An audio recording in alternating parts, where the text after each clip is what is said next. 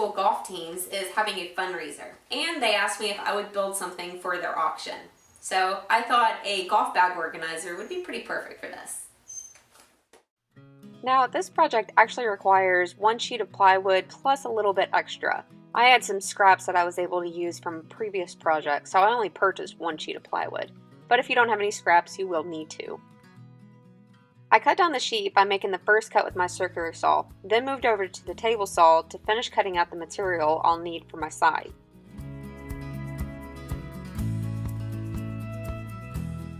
At this point, I just hand drew a design with some curves to make up the side. Then once I liked it, I cut it out with the jigsaw. Then I used this first one to trace out a second to make a second side.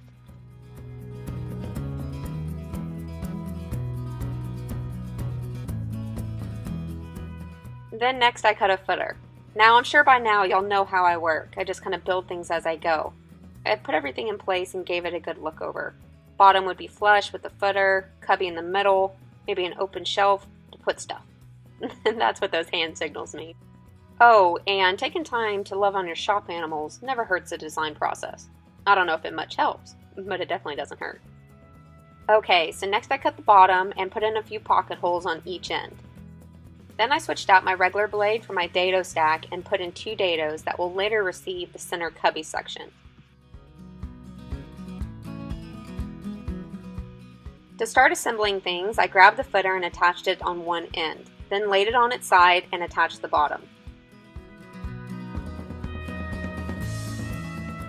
I laid the unit on its face to make attaching the second side easier. Then while I was down here, I added 3 runners to give the bottom a little bit more support.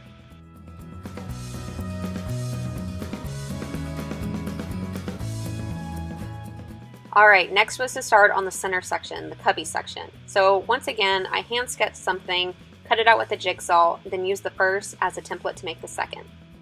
Next I cut 3 pieces that will become the shelves.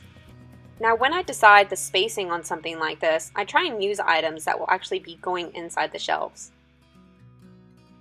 I took the 3 shelves and put in a few pocket holes on each end. However, before attaching everything, I decided to apply the edge banding.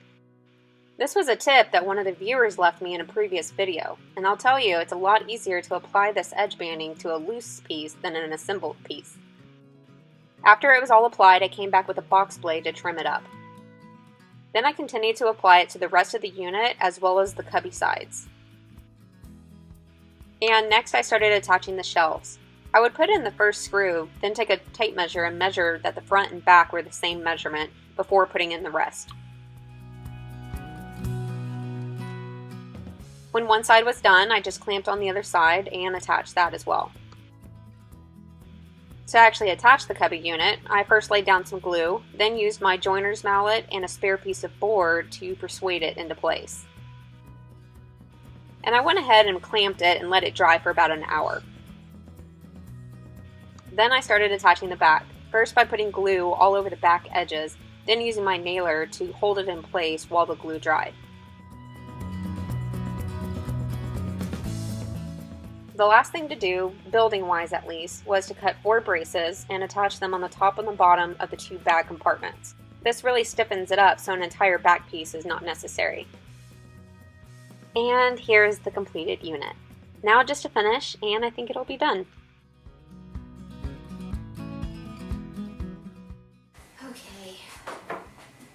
This is always an exciting point in the project, putting the finish on. Now I got this gel stain from Rockler, and it's made by General Finishes. I've never tried it before, but I'm really looking forward to giving it a shot.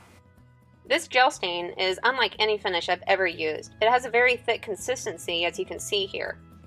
It made for a very even coloring, even though I'm using pine plywood. I went ahead and put down 2 coats of stain and then 2 coats of the satin top coat finish. Now remember that Father's Day is coming up. I don't know about yours, but mine loves to play golf. So if you'd like to build him something special, then keep this in mind. Also keep in mind that you can very easily turn this into a single bag holder by just lopping off one of the ends. So if you'd like to build one, I do have a written tutorial posted on my blog at wilkerdees.com.